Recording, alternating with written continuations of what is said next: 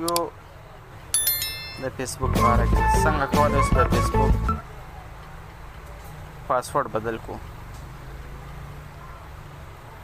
نو دوستانو راځو د ویډیو طرف ته. تاسو به تر هر څه مخکې ولاړ شئ خپل فیسبوک اکاونټ ته او خپل فیسبوک اکاونټ خلاص کړو. دلته تاسو ته په دې ځای کې درې ډاټه ښکاري، د درې لاینونه ښکاري. د درې لاینو باندې به کلیک وکړئ. درې لاینو چې کله تاسو کلیک وکړ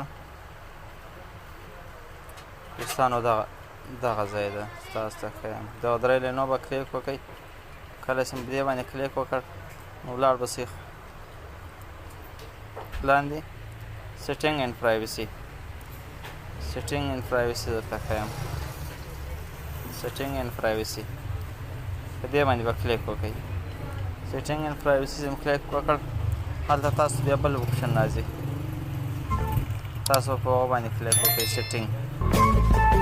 سیټینګ باندې چې کله کلیک وکړ دوستانو تاسو به راسئ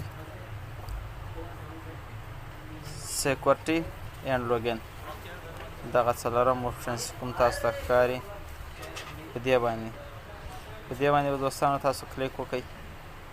چې کله په دې باندې کلیک وکړ دلته تاسو ته راځي چوز فرینډز ټو کنټیکټ اکټیو اور لاک آوټ ډیوایس ټایپ. دلته تاسو ته راخلي ستاسو له کومه ځای څخه آنلاین یاست. مثلا زه له کراچۍ چې آنلاین یم آنلاین انناون ډیوایس کې صحیح. دلته تاسو ته څلورم اپشن راځي دوستانو. زه تاسو ته مارک پیرمن لګوم چینج پاسورډ.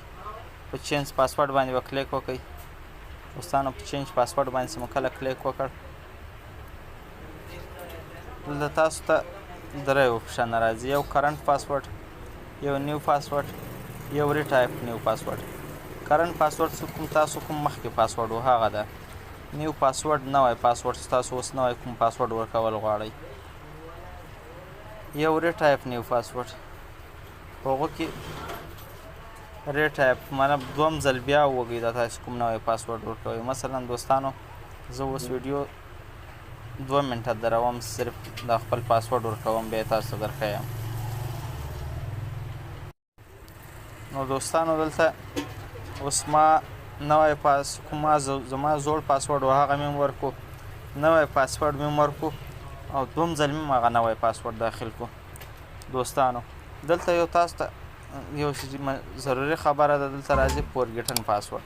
که چېرته تاسو خپل پاسورډ هېري دلته فورګیټن پاسورډ کې تاسو بیا هم خپل پاسورډ ترلاسه کولی شئ. تاسو یا کوم ایمیل جوړه کړې یا کوم نمبر و چې په دې باندې کلیک وکړئ هلته خپل ایمیل یا نمبر ورکړئ، سپارسو باندې تاسو آی ډي جوړوئ. هلته تاسو ته بیا کوډ راځي، دلته تاسو خپل ورک شوی پاسورډ هم پیدا کولی شئ. نو دوستانو اوس راځو سیو چینجز باندې کلیک وکړ.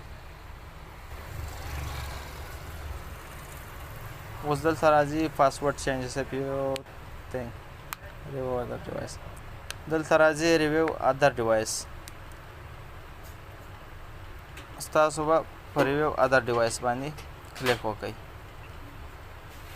یو لیکل دی سټی لوګ ان په دې باندې به کلیک نه کوئ. هلته ریویو ادر ډیوایس تاسو نور ډیوایسونه هم وګورئ چې کوم ډیوایس کې تاسو آی ډي خلاصه نه وي. کنټینیو باندې کلیک وکړئ. کنټینیو چې مو کلیک وکړ مثلا زما آی ډي دا ده کراچۍ کې 2 ځلې آنلاین شوې ده. کراچۍ پاکستان همدا چې کراچۍ پاکستان اوپو A5 انډرایډ نامعلوم ډیوایس څومره موبایلو کې تاسو آی ډي خلاصه شوي هلته ټولو کې تاسو ته درښیي څوم تاریخ کوم ټیم کې. صحیح دوستانو نو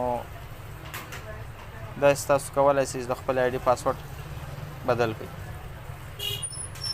نو دوستانو که تاسو چېرته زما چینل سبسکرایب کړی نه وي چینل سبسکرایب کړئ، ویډیو لایک کړئ، شیر یې کړئ تر څو نور دوستان هم وګوري.